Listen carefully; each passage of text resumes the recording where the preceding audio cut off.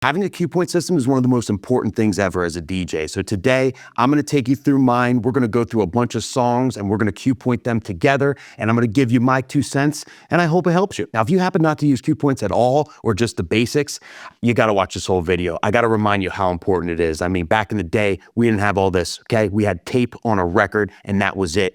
Now you can literally set cue points anywhere. You can label them. There's so many possibilities with cue points. It'll literally open up the world of mixing to you, especially if you want to get into quick mixing. If you're a habitual quick mixer like me, it really allows you to do some crazy shit that you normally would never ever be able to do without the cue points or without the modern technology. So listen up. Now I want to begin with the basics of beat counting so everybody knows what I'm talking about. If you already know this stuff, you could skip ahead in the chapters, but let's talk bars. When I say bar, I'm not talking about a rap verse. I'm talking about a 4-beat count. So 1 bar is 1, 2, 3, 4. That's a bar. You want 2 bars? 1, 2, 3, 4, 2, 2, 3, 4. That's 2 bars, and so on, okay? So that's what I mean by bars. So with that being said, let's go to our most basic example. So this is going to be basically labeling an intro edit so you know how many bars you have until the actual song comes in, so you can phrase your mixing properly. Now, phrasing is very subjective based on your mixing style, but generally speaking, you don't want words over words, and you generally want the one song that's playing out loud to end and the next song to begin nice and, not in the middle of things, right in the beginning. So you have an ending and a beginning so the crowd can follow it. That's why phrasing's so important. That way the crowd can follow along. Non-DJs can follow along to your mixing. They complete singing a chorus and then you bring in the next verse or the next chorus of the next song and they can pick up right where they left off. They're not confused. You're not getting them in the middle of nowhere. It's so, so important. I feel like a lot of DJs miss this. So this is the point of this. You want to know the timing of all this. So we have Run It Remix right here, intro clean. So we're going to start by basically grabbing the first beat here and doing a cue point. Everything starts with the first beat, right? That's the first beat right there. So we know we have the first beat.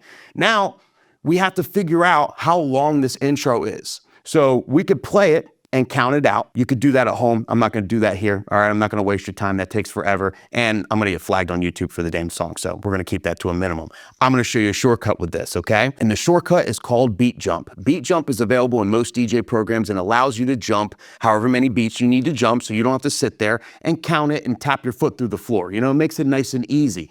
And it always works as long as your beat grid and your BPMs are set correct. So it's also a great way to find out if you don't have the right BPM in the song, because if it doesn't work, something's off there with the beat grid, so you got to fix that. But this is going to be good. So we got the first beat right here, and we're going to set the beat jump to 16 beats, which will allow us to jump 4 bars ahead, right? Because 4 beats per bar, 4 times 4 is 16, 4 bars, right? We're mathing. So we're going to set it to 16 here. That'll be 4 bars, and we're going to jump, and it lands us right on that little note right there, so we know our beat grid's perfect. But if you listen to it, it's still instrumental, right? It's not the start of the song. So then we know it's not a 4-bar intro. So let's jump ahead another 4 bars. Bam, that's the start of the song. So that's an 8-bar intro if my math is correct. So I basically have a cue point at the first, right at the start. At 8 bars out, we're gonna label that 8. Then I have it at halfway through 4 bars, we're gonna label that 4, so I know it's 4. And then at the start of the song, and I'll label that start. Now, just like I did here, I recommend you label all your cue points. All the programs do this. That way you know what you're looking at, okay? Don't be the non-label guy. It keeps it nice and organized. As far as what you label it, though, it's up to you. I'm simple. I just do an 8, a 4, just a number, and that's it. Some people like to actually put bars in there, so you can actually go in there and be like, okay, it's going to be 4 bars or 4 intro or whatever. I keep it simple, okay? But highly recommend you label it so you know what you're looking at. You can just glance at it, like, all right, 8 bars out, bam, I'm good. All right, for the next example, we're gonna use Sexy Chick or Sexy Bitch by David Guetta and Akon, a classic love song if there ever was one. So we're gonna start out and make a cue point at the beginning like we're gonna do with everything, right? So got a cue point at the beginning. Now, a couple ways to do this, right? The basic way, this is an intro edit, right? It says intro clean here. So we're gonna assume it's an 8-bar intro. Let's just triple check it. We got the beat at the beginning. Let's do 4-bar beat jump here. Still going, right? Another 4 bars. We got the beginning of the song. Okay, so it's an 8-bar intro. So we can just do that just like before. 8, 4, and start. Or if you think the beginning's boring, like I do, okay? When I personally mix this song, and this is all subjective, it's how you mix it, okay? But I think the beginning of this song's boring. So I utilize cue points to prevent it from being boring when I'm mixing it in. I like to jump to the chorus, right? And if you don't know how to make edits or you don't have an edit that does this, cue points is the only way, people. So for me, I kind of find out where it starts to, she's nothing like a, you know what I mean? Right there, right, it starts. So let's find where it's at. Bam. Right, she's nothing. I like to label it too, so I label it with the lyrics. So she's nothing like, right? So you can't see the whole label in here, but like, I know this. If you know the music, then it's like, all right, she's nothing like the girl, right? And then I kind of label the lyrics and I know it like that. We'll go to this, Mr. Brightside by the Killers, okay? Another one where I like to do some skips too. I'm gonna show you why, but we're gonna start out with the beginning. So right here, we're gonna start it right here. Beat at the first part of the song. Now we got to figure out how long this intro is, okay? So we're going to start it here, right? Let's do the 4 beats jump. So we're going to do a 16 or 4 bar jump. We're going to do a 16 beat jump here. So we'll jump here. All right, so we just did a jump and it just went in the middle of the song. So we have less than a 4 bar intro here, okay? I believe this is the original version too, so that's why. So we're gonna go back to the beginning. So in this case, let me drop to 8 beats. Let's see what happens when I jump 8 beats. So it'll be 2 bars instead of the 4 bars. Looks like we got a 2-bar intro, people, because it jumped right to the beginning there, okay? So I'm gonna label this too, so I know. All right, so we have the 2-bar intro set. Maybe we also want a cue for the start of the song, right? So if we wanna just drop it right on the 1 as they call it, so we'll just skip ahead right here to the start, and we'll do a cue point right here. Bam, right? So we'll call that start. Now, the cool thing about Mr. Brightside is it has a cold ending, meaning it just ends and rings out. And that's a beautiful thing because when you have songs that have a natural cold ending, you can hop on the mic, like make some noise or whatever, and you can drop any song you want. I use cold endings to jump BPMs. So instead of always using a transition track, I can sometimes use Mr. Brightside, for example, play it to the cold ending right at the end, and then drop whatever I want. I can jump up to 100 BPMs, 120 BPMs, 115, whatever, and just jump right up there and keep it pushing and it's nice and smooth. So to utilize this cold ending, you can either play the song all the way through, or you can have a little cue point that allow you to jump ahead in case you don't want to play the full song. Completely up to you. Sometimes I play the whole thing, sometimes I don't. This gives me the option. So we're gonna find the bridge part, which is the easy part to jump right after the chorus. So that's a chorus right there. That's what I'm talking about. So you can kind of see in the waveform, it starts right there. I'm gonna label this bridge and should be good. So basically right after a chorus, right? If we have a chorus here, I'm gonna get flagged.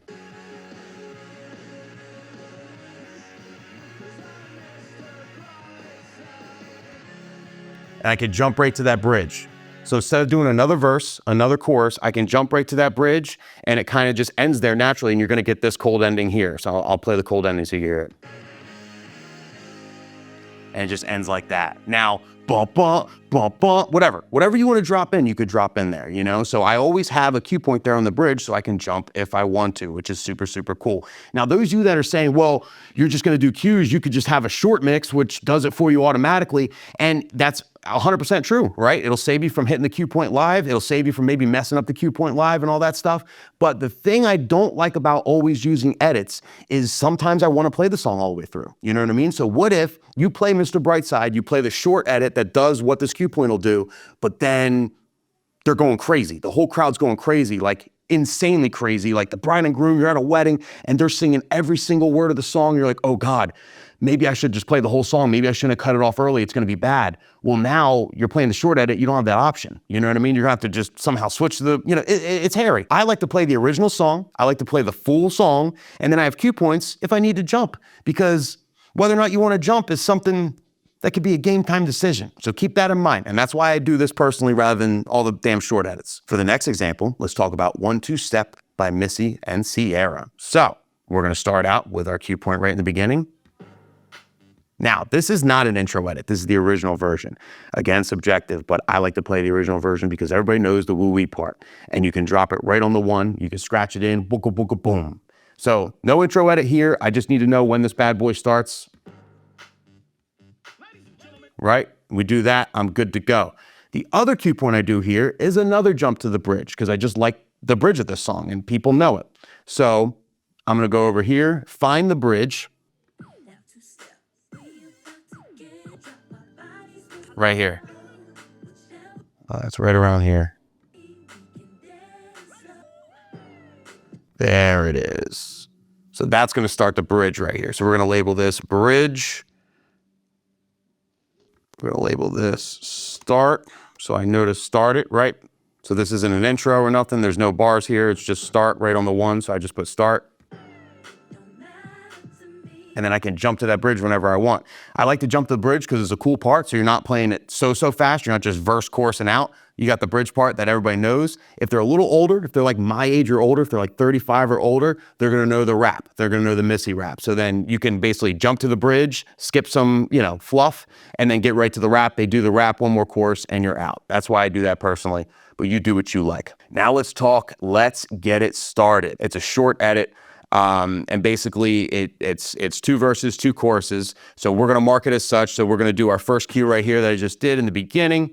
Then let's see how long the intro is. And you'll get to know too, as you're doing this, like, okay, it's 105 BPMs. If you go right here to the green part where the song starts and it's only 18 seconds in, it kind of seems like an 8-bar intro to me. Usually it's around that amount of time. You'll kind of get to know this as you're doing this. But anyway, we'll test out just in case. So we got 4 bars selected, right? 16 beats. So we'll go over, bam, right on that beat.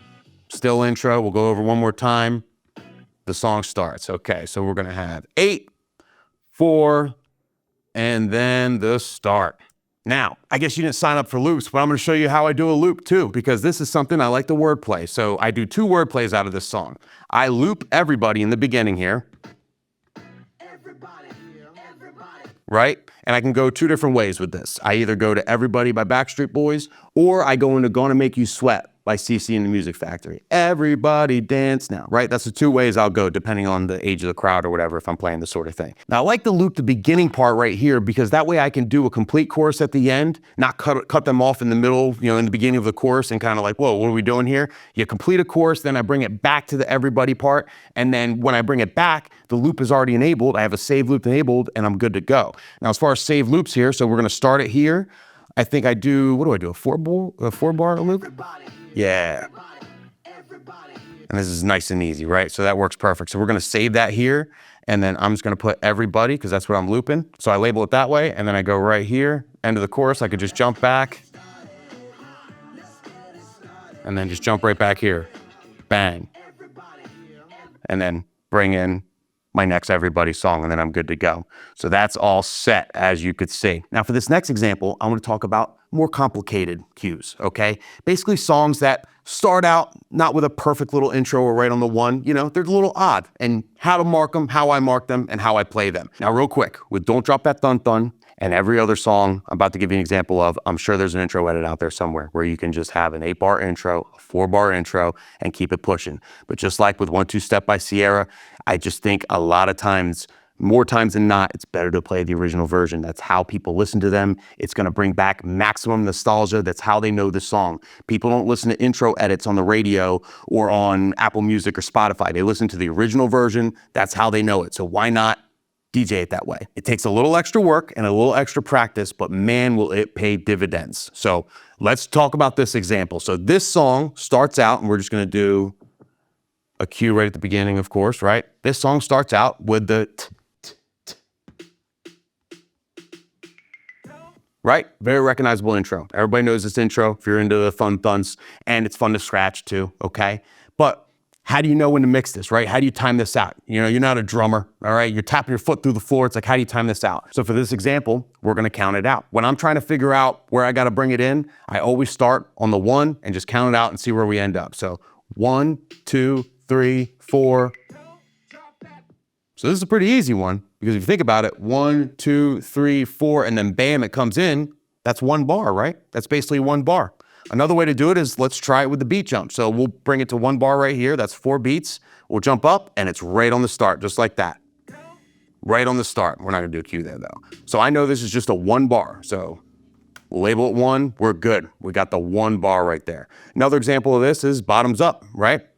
We'll do it right at the beginning of the thing, kind of how it builds up, the dun dun dun dun dun dun. Right? Let's see where we're at here. Let's try the 1 bar trick on the beat jump. We got 4 selected. Sounds like it's 1 bar to me, right? We'll count it out. 1, 2, 3, 4, bam. 1 bar. So we label this 1 and we're good to go. We can mix this in the same exact way that we mix the thun thuns. But what if it's odd, right? What if it's not 1 bar? It's not 2 bars. It's not like a complete bar. It's like less than that. Okay, how do you count this? So basically, you have Young Hearts Run Free. It's got the drum fill in the beginning, but it's kind of off timed, right? So if you count it out, right? 1, 2, 3. It's not like a complete bar, so we didn't complete the 4 beats or nothing, right? So if we like start it right here and we do like the 1 bar test, it's gonna bring us like over here. Song's already started, so that's not good to mix it, right? How do you mix this? Well, basically by counting, okay? So you wanna count it out and then you figure out what beat it starts at. So you start at 1, where do you end with when the beat starts, when the beat drops? So let's try it, ready? 1, 2, 3. So the beat starts on the 3. So that means this is gonna get labeled the 3. So when I'm mixing this, the way I think about it, right, is basically I'm counting the bars, right? So there's another song playing, I'm going 1, 2, 3, 4, 1, 2, 3, 4, just doing a 4 count along with it, right? When I'm getting ready to mix it, I know it's less than a bar, so it's gotta be in the last bar. So the last bar of whatever song I'm playing, right, where I have to mix it, and I basically start the song on the 3. That's why I label it the 3. So here we go. So right, 1, 2, 3, 4, 1, 2, 3, 4, bam. And it comes in at the perfect time. Now the next example I want to use is No Hands. And I think No Hands is a very versatile song and I cue it a lot of different ways because you use it different ways when you play, at least for me. So number 1, I have the intro edit here. So let's do the intro edit real quick and just knock out the initial cue. So you got the cue right here in the beginning. Right, then we'll jump across here, right to the next one, and then we'll jump to the next one. So we just did 2 4-bar jumps, and it seems like, number 1, it's not there yet. We may have a 16-bar intro. Let's try it again. Another jump, and another jump. Wow, so we have a 16-bar intro based on our quick jumps right here, right? We didn't have to sit there and count it, nothing. We did the quick jumps, and we know. Now in this situation, how I personally do it is I'll mark this 16 bars just in case I ever need 16 bars. This would be 12 bars. I don't need that, rarely need that. So then we'll do this 8. Then we'll bring this over, mark this 4. And then we'll do this as the start, right? So we got the basics down. Now, if you want to get fancy with it, something I personally do, this actually starts with a snare, right? So the snare starts just like this. Very recognizable snare with tons of reverb. I like to kind of have that snare handy. Sometimes you might want to cut it in for those who like to scratch. So I'm going to drop this right here, mark it snare, so I know it's the snare before. So now if you want to mark that as a count, then it would be, let's try it out here. Hold on, let's actually count from, let's just bring it 1 bar before so we know how many, right? So it's like 1, 2. So that's going to be the 2, right? So we counted that out. So if you actually want to label it the 2, then you'll know you'll be right there if you know, if you're not very, very comfortable, okay, if you're just counting it out. So if we're doing the beat and everything, it'll be like 1, 2, 3, 4, 1, 2. You know what I mean? It's like the 2. So that's how we count it out. So those are the basic labels I would have for this. But the big thing with No Hands is sometimes I play it as a bathroom break. So I play it all the way through, right? It's my way to get to the bathroom wherever I'm at. All 3 verses work, you're good to go. Sometimes you might want to play it shorter. Sometimes you might want to skip up, okay? That's why I always play the long version, the full version, because sometimes I need longer, sometimes I need it shorter. Depends on the crowd reaction. If they're singing every verse to the first verse, then maybe you want to do the second and third. Maybe you want to skip, whatever, okay? I like to have options here. So for this song, I like to do chorus jumps. And basically, I find one of the chorus, because all the choruses are literally the same, right? You could do this when the songs are literally, it's structured like it's the same exact chorus 3 times. And I'll jump to a chorus to basically skip a verse or skip multiple verses. So the first chorus jump would be right after the Roscoe Dash verse. So here. So that's gonna be the start of that. Is that it right there? So that's the first there. So that's chorus jump number 1. So chorus jump. So I'll label that chorus jump. So basically what I would do is at the end of the, right before the first chorus starts, or the second chorus, right? Because it starts with the chorus. Yeah, so then you got the first verse, right? So then you have the second chorus here. Instead of having this chorus play, then I'm gonna jump. And now I skipped the Roscoe Dash verse and I'm going to the Wale verse, or vice versa. I forget which one it is. No, I skipped the Wale verse and I went to Roscoe Dash. Anyway, you know what I'm saying, right? So I get to skip that chorus and I have the thing marked there. Or let's say I want to just skip to the end, skip all the verses, and then mix out clean. Because one thing with this song is the rappers, they bleed into the chorus. Like that when they're getting ready to go, it's like Roscoe Dash, right? Like right when it's about to happen. So right at the end of this chorus, you can kind of hear. So right there it says, look ma, no hands, before, before the chorus ends. So if you're just mixing it and you're mixing out on that chorus, you're gonna hear the beginning of the next verse before you mix out. So it kind of bleeds in, it doesn't make your mix very clean. So the other thing is if I wanna skip all the verses and I just wanna play the first verse and that's it, I'll mark the last chorus as well, because then it goes to an outro and then the outro is clean. There's nothing else after it. So I'll mark this verse. So bam, so this is gonna be chorus 2, all right? We'll just do chorus 1, chorus 2. What am I doing here? Okay, this skips to that.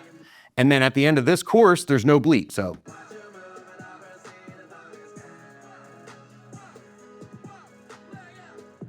And it's just that clean. So if I'm gonna mix out of this song, I'm always gonna mix out on that last chorus regardless. That way there's no vocal bleed, there's no verse coming in, oh man, because not only does it sound cleaner that way, also you're teasing the crowd. Let's say there's a couple people in the crowd that really wanted to hear that verse.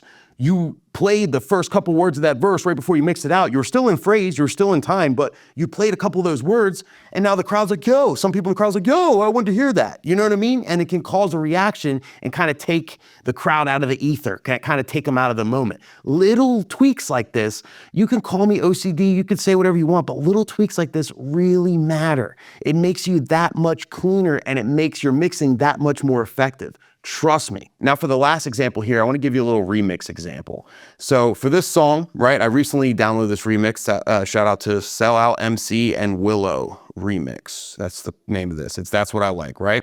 So there's a couple aspects of that. So a lot of remixes, you'll notice that there's a 16-bar intro, but the first 8 bars are real just flat. It's just like a beat.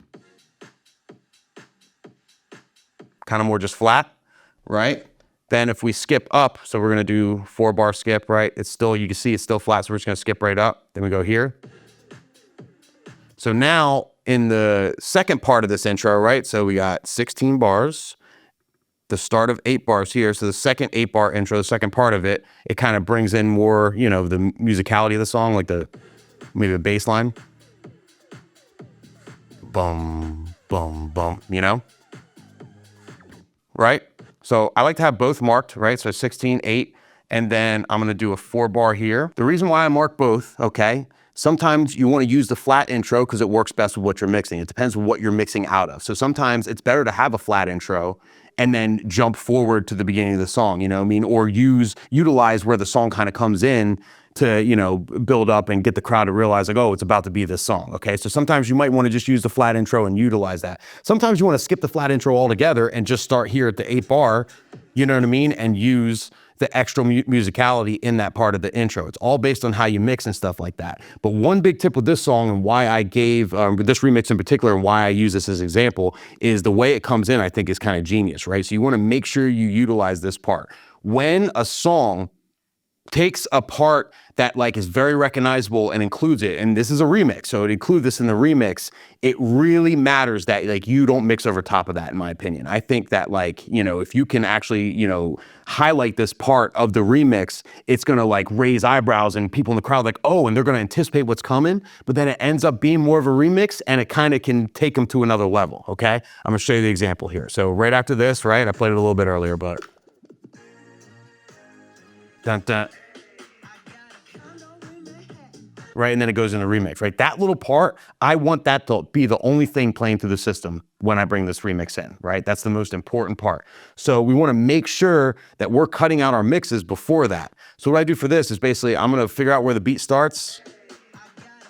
So that beat starts right there, right? So let's bring it back. I'm gonna use beat jump here. Let's bring it back 4 bars. That's a little too much. Let's bring it back 2 bars, and it's right at the beginning of that, okay? Now, if I bring it back another 2 bars, it's going, okay, so it kind of lines up. So when you look at the structure of the song, okay? So if I could break this down real quick, you look at the structure of the song, we're gonna bring it right here to the start. So you can kind of like see it on a timeline here. So you have the start of the song, start of the beat, right? You got the 2 bar, which is like the money part in my opinion. And then the rest is just, you know, beats and intros and stuff like that. Basically when I label this, right? I'm gonna label it as such, but for the 2 part, I'm gonna add a play. That tells me that I wanna play this out loud. I don't want these last 2 bars to be over top of the song I was playing before while I'm mixing. I wanna highlight these 2 bars. So I add the little play here.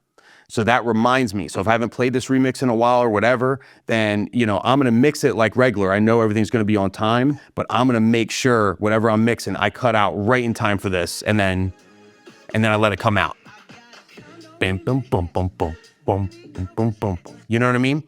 Little tricks like that can help you because when you're playing so many different kinds of music and it's tough to keep track of. You should know your music and all that, and you know, but like these are little tricks that I do when I'm cueing things that allow me to kind of smoke a lot of pot and not remember some things because everything's right there in front of me, you know? And then it just, even if it's just like, oh yeah, this does do that, I remember that, you know what I mean? Then like, you know, have little systems like that. Now with all that being said, I wanna encourage you guys to apply this through your workflow. So if you haven't really been doing this, first of all, go through all the songs you always play and re-cue them, you know, go through them, make sure the BPMs are correct. Maybe there's a song that you never really mixed cleanly, you know, it's always like a little off and maybe it's because the BPM's off, you know? So triple check all that, make sure all that's right. You can Google it or you can tap it right in Serato or your DJ program, but like go through, cue everything, and then make a workflow where when you download new music, you wanna do that. You wanna go through, make sure the BPM's correct, make sure the beat grid is right, cue it up the way you think you should be able to play it, everything, and always just do that. Just do that consistently. Stay disciplined with that. That way,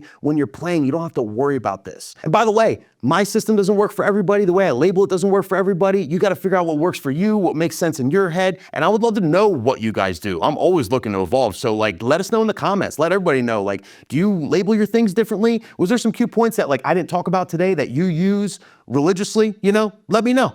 Let us know in the comments. Let the people know. And as always, thank you so much for watching. Happy cue pointing, people.